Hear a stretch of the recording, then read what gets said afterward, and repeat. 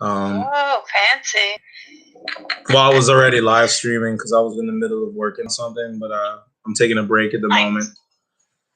Gotcha. I'm working on my peppermint rose accord. It's meant the one that you read about, the snow accord you read Yeah. about. This one is meant to be complementary to it.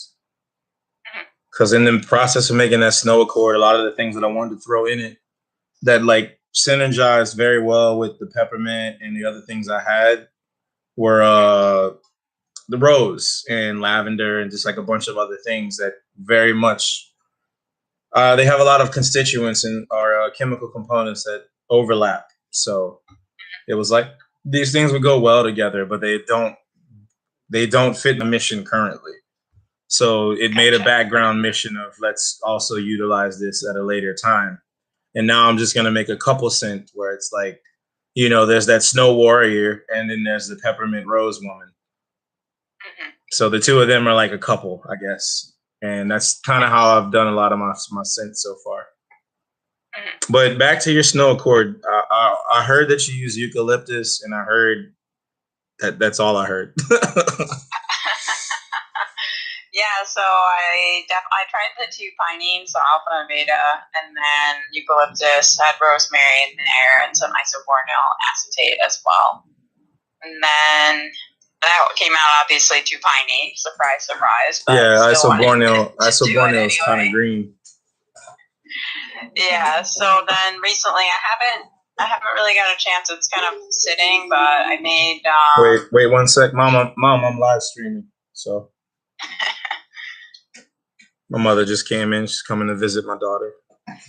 Hello. I don't think she even heard me. Mom, No, that's I'm all live right. streaming. All right, no, you can continue. All right, so you said you had isobornyl and your pinenes and eucalyptus. So And I would take out all of that. Yeah. all of them contain a lot of green. Let me see, where did I put my it's actually on my phone. I'll reveal to you some of the accord that I did make. Not the whole thing, because right now it's just one of those beautiful trade secrets. I get it. Believe me, I get it. And like I said, I'm trying to go more for like a glacier. So that's what I was doing. That's exactly what I was. Okay. Yep, I was doing glacier and like. Okay. Hold up, give me a sec. I have it saved as winter accord in here. All right, so let's have this file open. File manager.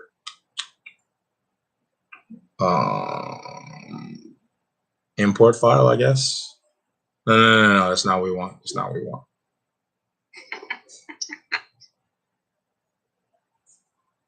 How do I go back to my old? There we go. Data file open. Yes, open winter. Okay. So one of the key things in here was there is a gin accord and a salt accord from Perfumer's Apprentice. Yeah, I remember we talked about the salt on Reddit, and I did add some of that to my next iteration. Yeah, no, the gin accord was also in there, and instead of using pinene, I use Pinot Ace. Is that Pinot acetone or is that Pinot? Let me see. Hold on. I think I might have it in like. I think I might have shortened the real name. Acetaldehyde. Acetal. God, I'm killing this word. Acetaldehyde. Yes, acetaldehyde. Pinot acetaldehyde. Yes, thank you. You saved me, dear God. Just wrecking into a wall right there. Oh. You're good. Okay, that was in there with some menthone. You want sandalwood or something like a dry wood. You could also use a tobacco or like Helionol would be good there because Helionol is like dry hay, but also marine. Mm-hmm. And then the rosemary was in there along with linalool. I had a total of 17 other ingredients though. Wow. Yeah. Nice. But the key was getting that marine ozone biome type of like whenever I discuss this in terms of how I do perfumes, I just call it a biome that I create, which is like the environment that if there was a dome around where this fragrance exists, this is what will be contained in that dome. So that dome for the whole concept of the winter is that there's nothing contained in the dome. The dome itself became the fragrance for like my snow accord, because it was like I was making a dome that would have the warrior in it, and I just made the white noise that would surround him. Then I was gonna go back and make his armor or make him like add some human musk, add some like metallic smells for his armor and some leather, and then I would have that biome surrounding him, and that would be the full fragrance. Gotcha. So like that biome that I made, it contained gin, it contained salt, it contained methyl hexyl ketone, which is like a marine ozone, and I picked some other stuff from that area. You can mess around with their aquamate was good. I don't know if I had aquamate in the end result, but I have it on my list of like recommended. Gotcha. Yeah. Basically you want something from like that marine family, but you're just gonna have to mess around and figure out what from there registers snow to you. The secret to this was just making a biome though. Like you might try vernaldehyde. Vernaldehyde is very outdoor. Like it literally makes you feel like you're in the outdoors. But it might be in the spring season. But adding other things like menthol or like menthone or menthofurane can bring that to a different season altogether. Now you'll feel like you're outside, but you'll feel like you're frozen too. So, but definitely don't put any woods in there. It'll just, I don't know, like the Pinot acetaldehyde was the best that I could come up with. That's still like, it barely had enough pine, you know.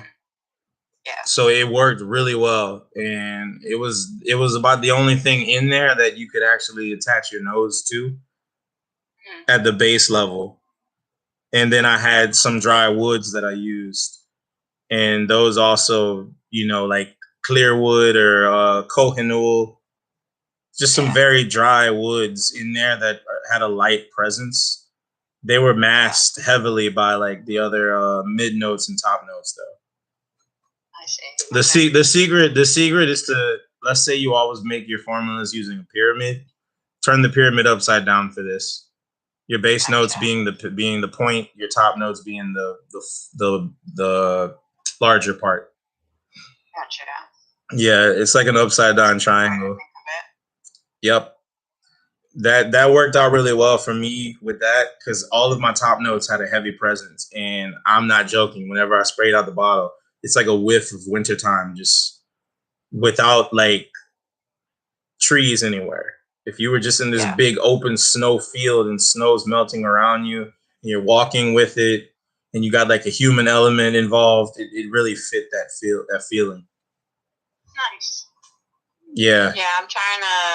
I went to Ecuador 2 years ago, and I got to go to Cotopaxi, which is a glacier top volcano. So I was trying to make it.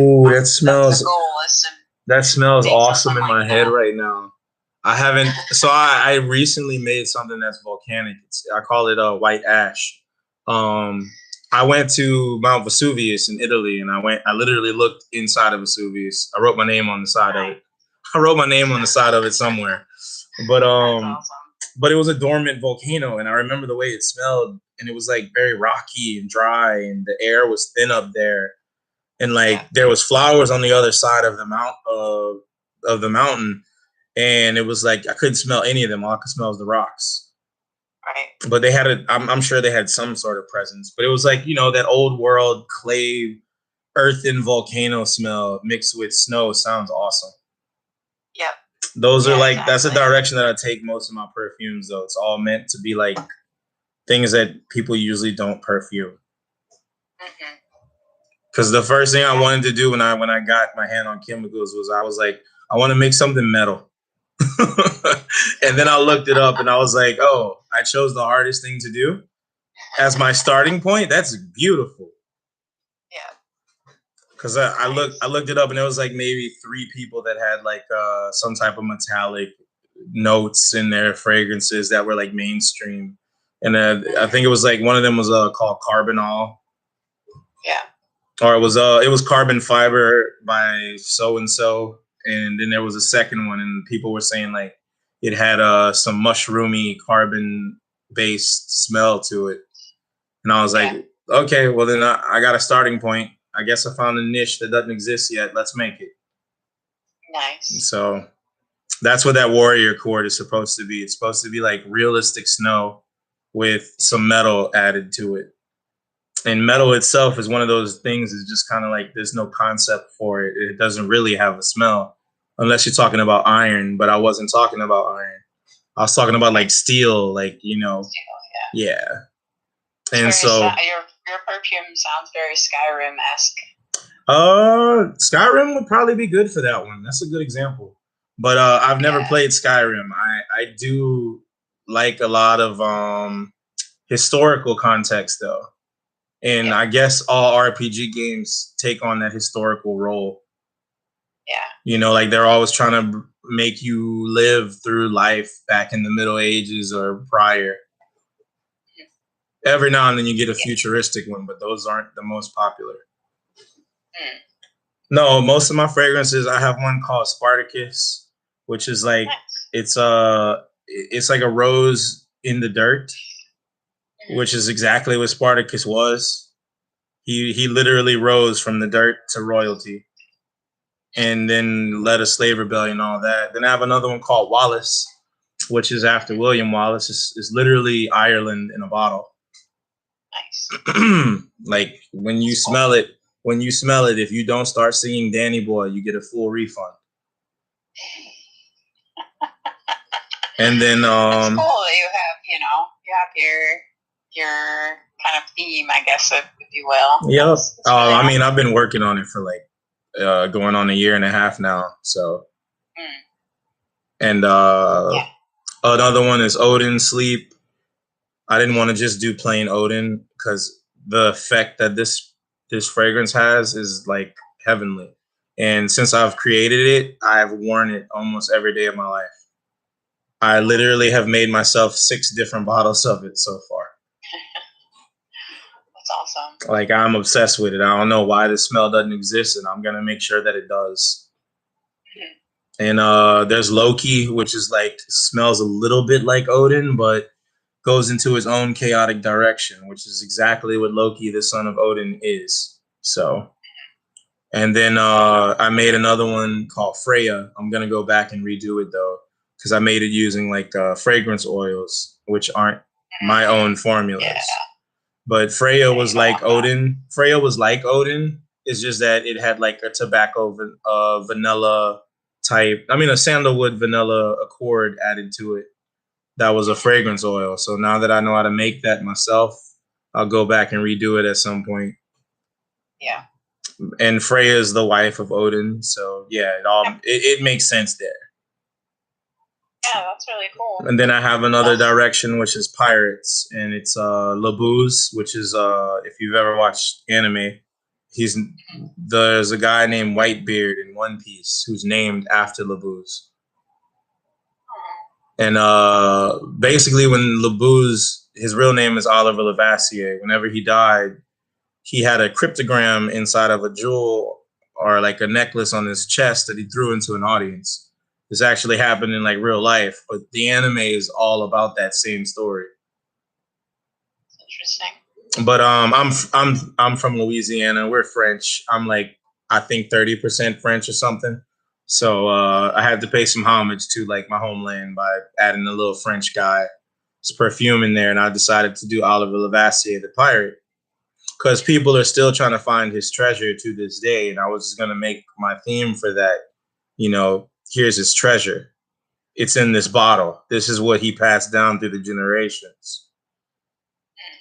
It just took some Native American, French, black guy from Louisiana to make it. That's all. Who better to do it then? Yep, exactly. So, what's the latest chemical you've purchased? Oh boy. The last time I bought a ton of stuff. Let me see if I can find my receipt. Oh no, you can't. Wait, didn't we have that talk the other night? I was about to say I bought a ton of stuff. I bought 80 at once. Oh yeah, I didn't buy that many. But and I don't buy small ones. Like I think I saw a lot of. I think you showed the receipts and they were like 5 milliliters or 4 milliliters. That was someone else, I think. I just saw that on the channel. Okay, yeah, you saw that too. This weekend. Okay, yeah. No, because whenever I buy, I'm just like, I know I'm gonna use this. I know I love the way it sounds. There's no point in me getting a 4 milliliter. Right. Because I plan to usually go with like the 30 at least, like 15 or 30. Yeah, I've been doing 30 and 80. There's only 2 that I've bought like giant bottles of. One of them's Peppermint India. The other one's benzoate. The thing you're famous for on Reddit. Yes, you know it. Why am I the famous peppermint guy? Because you made a video of yourself with the bottle talking about how awesome it was. It is awesome though. I believe you. I haven't bought it yet. But I've been making there's a story behind it that I didn't put anywhere yet, but I actually called Perfumer's Apprentice and I made them add that size for me. It wasn't there until I ordered it. So now if you go to buy it, that size will be there for you. But I was the one that originated it. That's awesome. Because they only had it up to like 30 milliliters. And I was like, I need a pound of this. Yeah. Like I need the largest batch you can make of this. Oh. And so they went ahead and they contacted management for me, called me back 2 hours later, and then it was on the website when I went on, and I was like, yes. You saved me $70 instead of having to buy this separate. Nice. So I found my receipt here. Okay. So I'll just run through the list. I got alpha-pinene, the amber key accord, amyl butyrate, beta-pinene, black pepper, cedroxide, cyclobute, dihydroambrate, evenol, ethyl maltol, ethyl vanillin. I know you don't like sweet stuff, but no. I'm ordering ethyl vanillin next. For some reason I still don't have I have ethyl vanillin, but it's not from those guys. It's like some random Amazon people. So I'm not really gonna keep using that moving forward. Yeah, no, it smells like vanilla, but I want something that I know for a fact has a set in stone formula, always the same. Yes. But continue. Ethylene brassylate, geosmin, guanacol, heliotropin replacer, isobornyl acetate, cohenol, benzoate, myrrh oil, norlimbinol, flower ether, rosemary, saltacord, the dry one, terrasol, toscanol, ultrazur, and vanillin. Okay, so cohenol, norlimbinol, heliotropin replacer. You said something else in there that I really like. Geosmin. How does geosmin smell to you? Because I need that desperately. It smells like wet earth, wet soil. Jesus Christ. Which is interesting to me because I'm trying to also make the desert accord, which I know you're not a desert person, but I was reading and it seems like people use that, which to me doesn't make sense because it's wet soil and a desert is not wet. All right, so I could see how that would work out. So check this out. Okay. If you with a desert accord, you're gonna have a lot of warm things. You're gonna have a lot of things that just make you feel warm when you smell them, right? Mm-hmm. So you probably got a bunch of amber in there. You probably got some what is it? Some citrus and some cinnamon and some amber, just warm, spicy things. Now you add a little bit of this wet earth, it'll instantly be turned into dry earth by those other smells, which might also make a sweat element because it's like a minimalistic amount of wetness in comparison to all this sand that you're throwing around it. It'll just actually add some element of evaporation while still smelling earthy. Because that's my concept. That's how I would build the biome. Like I told you earlier, I would surround it by all this. It's wet earth, and now I'm drying it with everything I'm pouring on it. It's all just gonna seep it Yeah, away. I gotcha. Yeah. Yeah, I mean, I guess I figured I would use Terrasol instead of Geosmin, but I have both, so I might as well try both. You know. I don't. I was gonna get. I know I need Geosmin because just from reading that, I've fallen in love with it already. It's literally like supposed to smell like after it rains. Yeah, So, and it's interesting because it's so dilute. It's what I bought was 1%, but it's very strong. that's what I was. Everything I saw on it said that this needs to be diluted down to 1%, and I'm like, really? That sounds amazing. I need that. The other thing you could try to get is like Meaty Attar. I don't know if you've heard about that at all. It's basically the same thing. It's like petrichor. Seems maybe a bit more pricey, but is that's on Perfumer's Apprentice? Not that I've seen. Okay. Haven't seen it on Pellwall either. Some people sell it like where did I find? I know I saved it somewhere. You know what? You could post it in our Discord. Yeah, so you can get it from Atelier Perfumes. Okay, I've been there before. Yeah, I'll post it. Okay, yeah. I mean, it's $70 for 5 mils. Dang. Yeah, I'll post it in here. What is that supposed to be? Oud?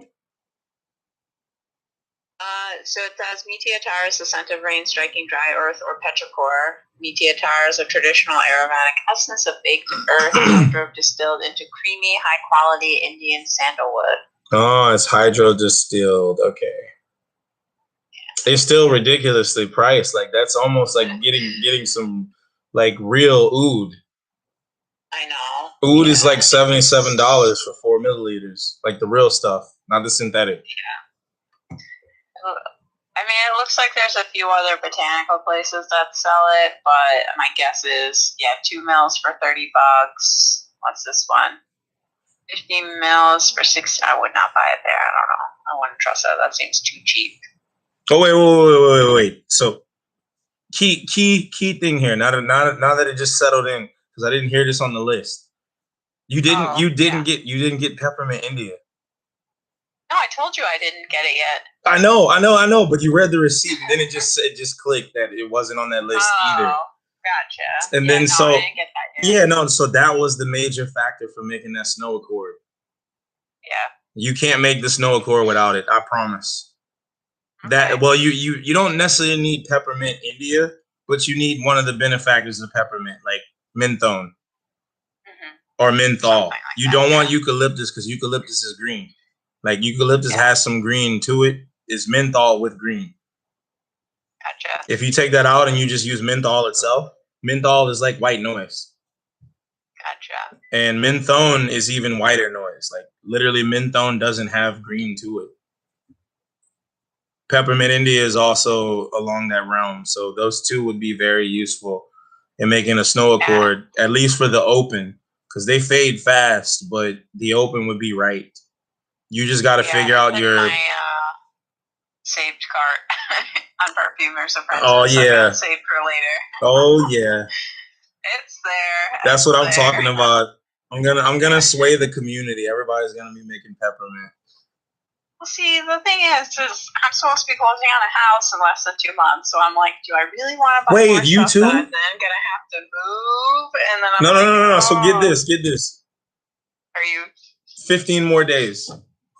Oh wow, that's awesome. So like, it's crazy that like both of us are doing that and perfuming. Yep. But no, I've just been ordering a ton of stuff regardless of that. You know, I'm gonna have to move it all. It doesn't matter. I needed it. I just hope that during moving I can have it inside of a vehicle instead of the back of a truck. Yeah, I mean that was my plan too, because I think if people know their chemicals, they're not gonna want to move them. I'm not gonna want to let any of these chemicals get damaged or like sit out in the sun for more than a minute. Yeah, no, you're gonna have to take it yourself. Yep. I got a lot. I have a lot of chemicals now. I think I have over 200. Wow, that's crazy. Yeah. I also just don't have space right now because I'm in a tiny 2-bedroom apartment. Did you see? I'm in a 2-bedroom apartment too. Did you see my Did you see my photo of the lab? Yeah. I made a little office corner. Yeah. I'm telling you, a bookshelf will do wonders for you. I know, but so the issue right now is my husband uses the office for working from home. So I literally have a tiny shelf in the closet. He's very sensitive to smells, so I've got to be careful because he's got allergies. So yeah. Yeah. Well, when we move into the new place, I'll have my own office. I'm building whatever I want. I'm building one in the backyard. It's gonna be like a $5,000 building that I'm just gonna set up in the back. Add some insulation, some sheetrock, some tiling, get all the works done, and then it'll probably be like a $7,000 project, and that'll become my lab moving forward. Mm-hmm. But so far, I've made like $3,000 selling my perfumes just in town, so I'm not worried at all about that. Yeah, I'm way away from that right now. It's just I really only like by the time I get home from work, I maybe on the weekends. I'm just not up for it at the end of the day, you know. That I'm like that some days because, like I said, I work from home too, and if I have a long day of doing like life coaching and stuff, it could be like I don't feel like calculating and crunching my brain anymore. Solving X and Y's marital problems was enough today. Right. Yeah. You know. Yeah. See, I work in person full time, so. As a chemist. Yeah, so I am a senior chemist at a company. We make nanomaterials. That's awesome. So I run one of the programs there. I was reading about it, and it was like if everything fails with perfumery, even just being a novice perfumer, you can get a job for like $100,000 to $200,000 a year. Yeah. It was like I was like I'm happy about that. If all my ventures fail, I'll just go take they make you take like a nose test. Okay. Where like they put a bunch of smells in front of you. You have to tell them what it is, or you have to be like within the realm, you know. And they'll hire you or not hire you based on that, but they compensate that nose very, very well. That's pretty cool. Yep, that's the fallback plan. But I mean, I like being a self startup type of guy. So. But so have you made any full out perfumes yet? No, not yet. I'm more just at the accord stage and trying to make things that I need, like desert. So I'm gonna flip your script right there for a second. Oh boy, this is say make everything. No. So this is how this was gonna make you make like the best accords. Because I did that for a moment, and then I stopped doing it, and I just said I'm gonna make full out perfumes, and I just started mixing a bunch of stuff together. Had dump bottles. Then I finally settled on something that now has been reformulated into Odin Sleep. Odin Sleep was a random combination that turned into like 3 different accords afterwards. Because after it was done, I wanted to make each one of those accords that like brought out. Because what happens is you make an end result that looks beautiful, and then you're just like, how was it made? And what are these things that went into it kind of like, synergized together? So it's like part of it was a grass accord. The other part was my peppermint accord in there that made it so unique. Because I've made a ton of peppermint things, but with the Odin Sleep one, I threw together some random stuff that just was like, wow, that really went well together. And so I made it. It has its own unique peppermint accord now. Because I just type the word peppermint on Reddit, but usually when I do that, I'm thinking like 30 different kinds in my head. A lot of people will read it and they'll just think peppermint exact, and it's like, nope, no, not at all. Right. Because like there's peppermint candy, which I hate. I don't ever use. I probably only use it in a female scent someday. But then there's like peppermint India, which is clean and pungent and like earthy peppermint. And so It was like I did that with some menthone, some menthol, some amyl salicylate, and I'd have to look at the paper, but it became the Odin Sleep Peppermint Accord after I was done. Gotcha. I think it had like it basically was a staircase. I like recreated peppermint itself using multiple chemicals together as a top note. My main goal, which you could probably tell me about, has been to redo that as a base note. How is Isoborneo? How is it? Yeah, what's it smell like? Let me see my notes here. Because I haven't bought it yet, and I was thinking about getting it. My notes on that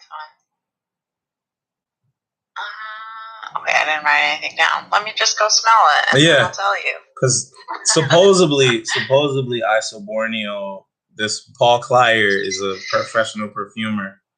He's done perfumes for zoologists. Okay. He's done perfumes for them, and he spoke with me, and he said Isoborneo might be my answer.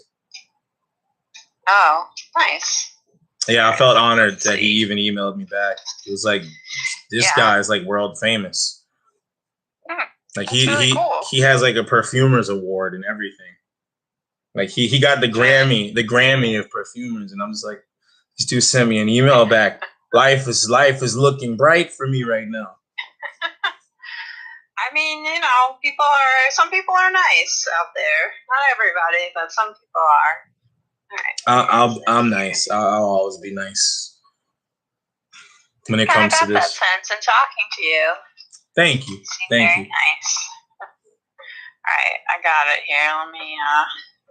Let me take a whiff. I think all chemists are nice, but some of us are lazy. I think that's really how it is. Chemists are super lazy, let me tell you. It's like we get so intricate and complex that we become lethargic because we know so much. Yeah.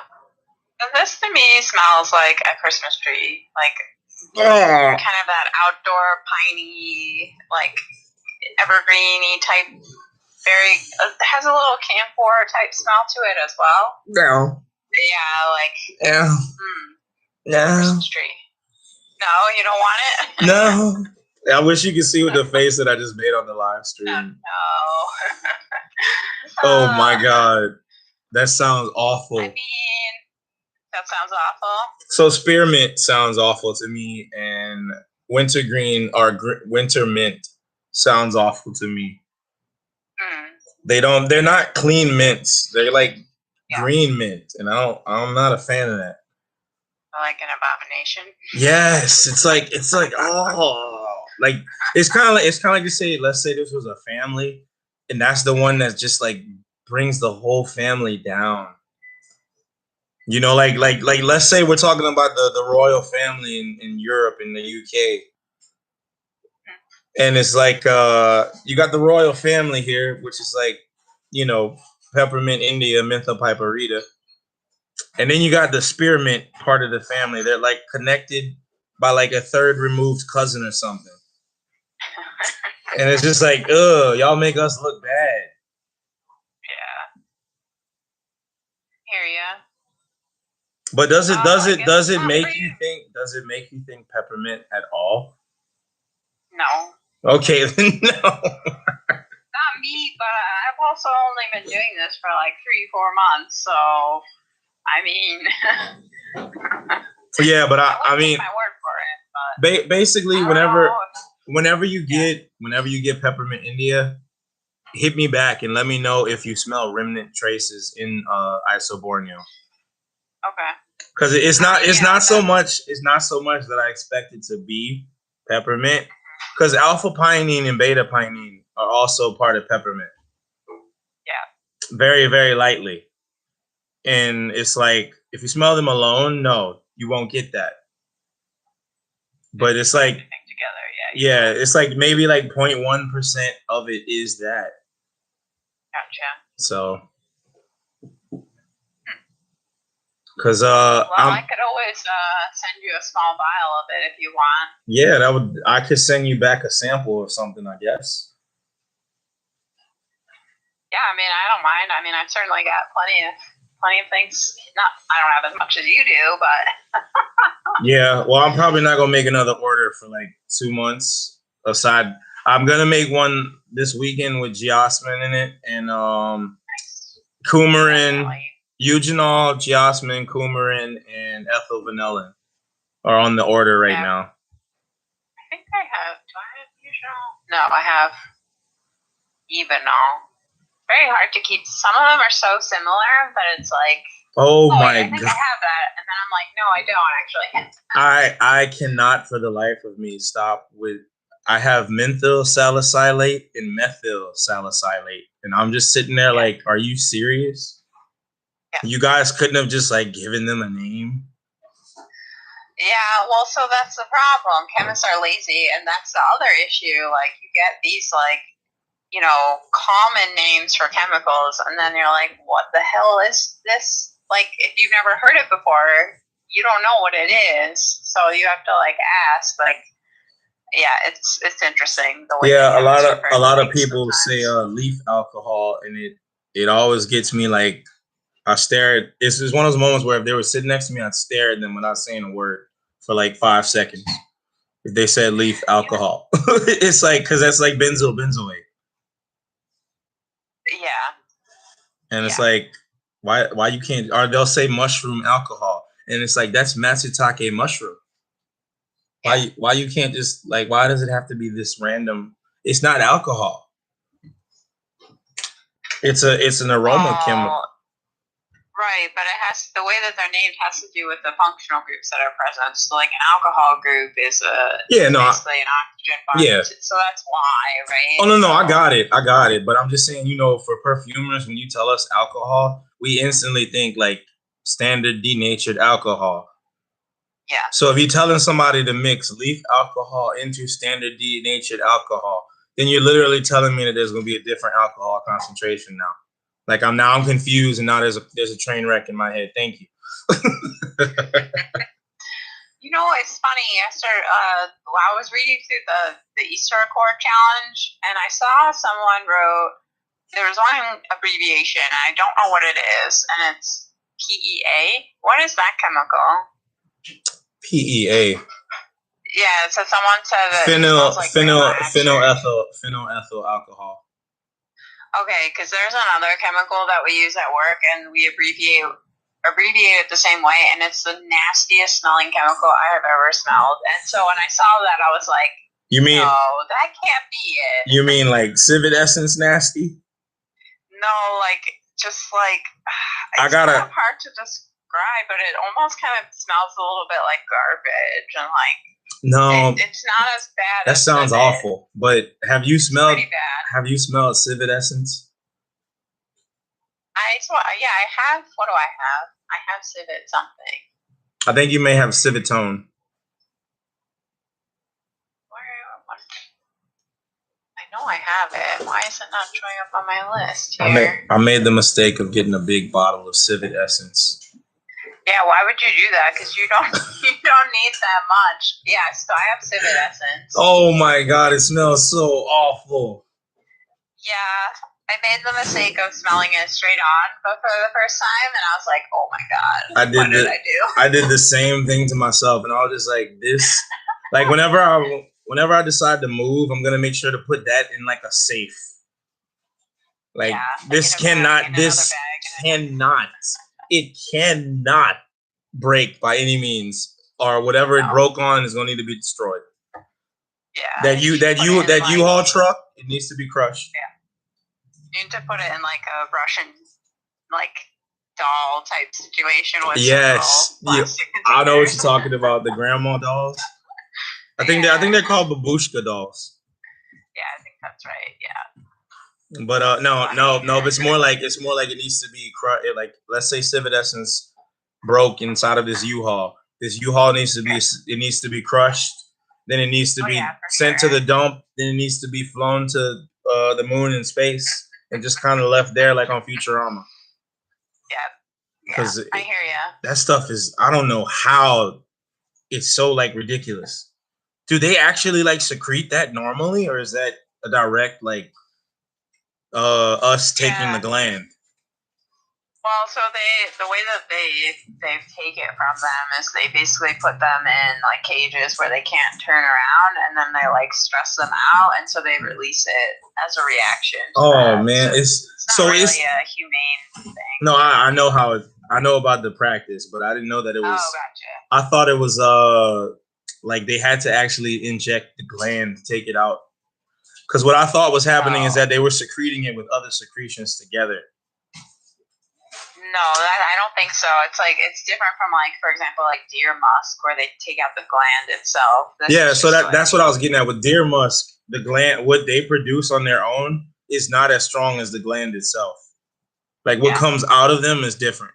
So I thought it was the same with civet essence. So that means that they could just walk around outside, leaving that everywhere. That's horrible. But I'm pretty sure the civet essence is a synthetic one. Is it not? Yeah, the one that they sell. Okay. They can't sell the other one anymore. Like that's probably illegal in all 50 states. I don't know, because I think Andy Actel sells it. Did she not sell it? I could have thought I thought she was UK. I thought she was UK though. Oh, she's in California. Huh. No, so she doesn't sell it, but she uses it. I have her book. Yeah, no. So see, she probably picked it up from somebody like UK wise or something. She says it's her favorite though. I mean, civet essence is one of the strongest, most potent things. It doesn't mean that you need to use it. No, I know, but she says it's her favorite. Let me see if I can find what she said about it, but that's what she said. Like it's her favorite thing, or it's her favorite out of all the other civets? I think it's her favorite of like the scents. Oh my God. How can... I know, right? Okay, base notes. Let's see if I can find it. For anybody listening and watching, civet essence is like being trapped inside of a bathroom on taco night.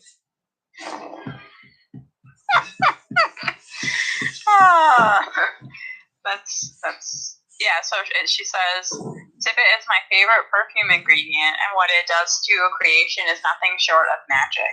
Certainly, humans find its odor disgusting at full strength, thanks to the presence of the compound scatol. Yet, as with other essences of animal origin, dilution transforms it into a pleasant and singularly attractive scent. Okay. That changes it. She's talking about it diluted. Okay, that's different.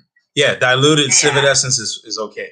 Like it'll just be something that's just like profound and strong if you dilute it. But if you smell it naturally, it's literally like terrible. Yeah, I agree. Yeah. She also says there's no ingredient with which civet does not blend beautifully. I beg to differ. If you put civet and indole together, you're gonna kill somebody.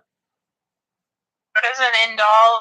It's probably part of indole smells like napalm, mothballs, and fecal matter at the same time.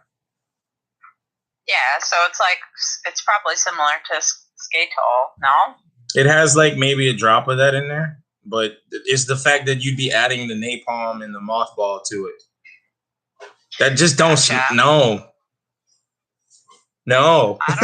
Maybe when it's really dilute, you'll have to try it and see. I plan on it once I move, and because I'm not trying it in here because I won't be able to get away from the smell. Yeah, I think the other thing to consider is that she's primarily a natural perfumer, so she doesn't use like the aroma chems like we do.